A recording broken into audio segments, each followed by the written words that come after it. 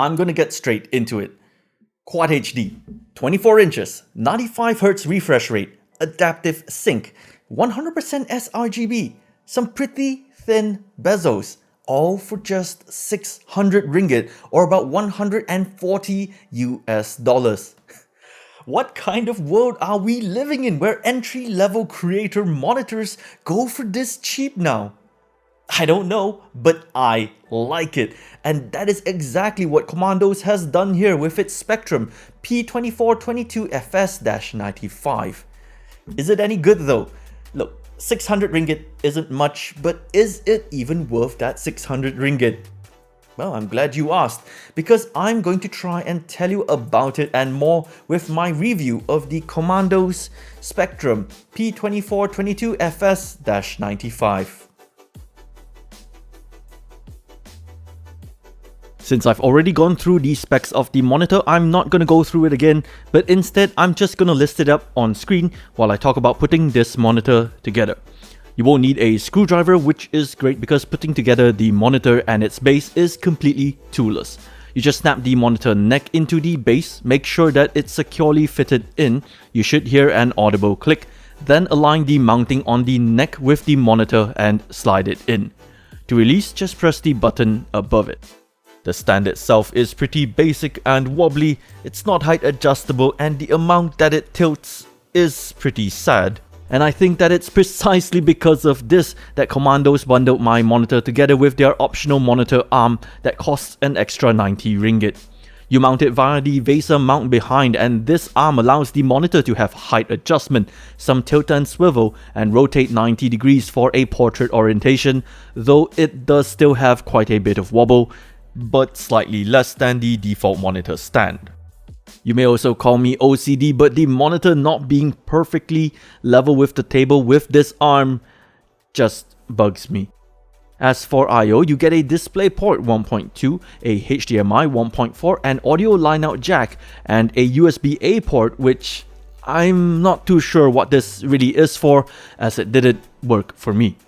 If you're interested in taking advantage of that full 95Hz refresh, however, you're going to want to use the DisplayPort. The monitor overall is pretty nondescript, it doesn't have any logos or branding on it. The plastics used to put it together does feel quite flimsy and cheap, and it has a textured matte finish. The OSD is pretty basic as well with typical generic controls, but there's also a dynamic contrast mode and HDR mode, though bear in mind that this isn't real HDR, it's just color grading to further increase the contrast.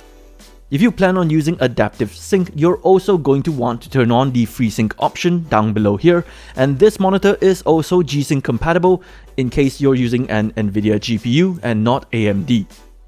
In terms of performance and display quality, I don't have any fancy tools to measure displays like, Tim from Hardware Unboxed, but based on my usage, the Spectrum P2422FS-95 presents some really nice and punchy colors, probably due to that over 100% sRGB, and looks great for content consumption and creation. In the Legom Black level test, I was able to distinguish even up to the level 1 box, and in my light bleed test, it is only when pitch black that you notice the glows in some of the corners and some blotches here and there, but I find them acceptable in a monitor of this price point. It's just something to keep in mind if you're watching movies with all the lights off. Commandos doesn't market this monitor as a gaming monitor, and in the UFO test, it is clear as to why. There is quite a substantial amount of ghosting and motion blur, even with overdrive on, so that doesn't really make it a very ideal gaming monitor. That doesn't mean that you can't game with it. Of course, games will still look great on this monitor, especially with that 95Hz refresh rate and G-Sync or FreeSync, depending on which you're using. It's just that you'll probably want to stay away from games with fast movement like FPS games, competitive games, and whatnot. For what it's targeted towards, however, which is a monitor for budding creators who are just starting out and can't spend much, I find it to be absolutely perfect because of the amount of real estate that I get, especially if you set the monitor at 100% display scaling, which I do anyway, because I like my screen elements small. It's also an excellent companion monitor to my main profession as a game developer, as not only are colors great and accurate, there's just so much real estate to work with when you're doing programming on something like a 1440p display. Honestly, I really like this monitor and what it represents for, newbies, students, and just people starting out in a creator-focused career. Yes, it has some motion blur due to the fast movement, well, during fast movement, not due to the, and a somewhat cheaper plastic body, a super basic and wobbly stand, and some backlight bleed, but at 600 ringgit or about 140 US dollars, it is incredibly hard to ignore, especially since you're getting quite a nice Quad HD display, and if you decide that you also want to game with it, you can obviously. I mean, it's not the best, but obviously you can. If it was me, I would be willing to overlook these flaws just because it's priced so aggressively.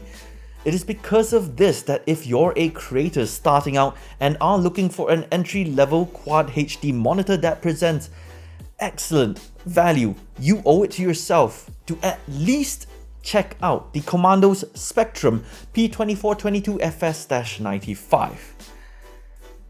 As for the stand, look, honestly, maybe I got a dud model, but I didn't find myself very impressed with it, so maybe look into another third-party one. Softly. That's it. That's the end of the video. Like if you liked it, subscribe, comment on your thoughts, and hit the bell icon up above? No, wait. I don't know. It's somewhere down there. To be up to date on any future videos.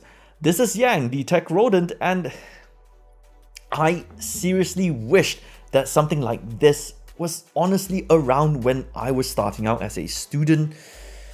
Yeah, I seriously do. I'll see you guys in the next video.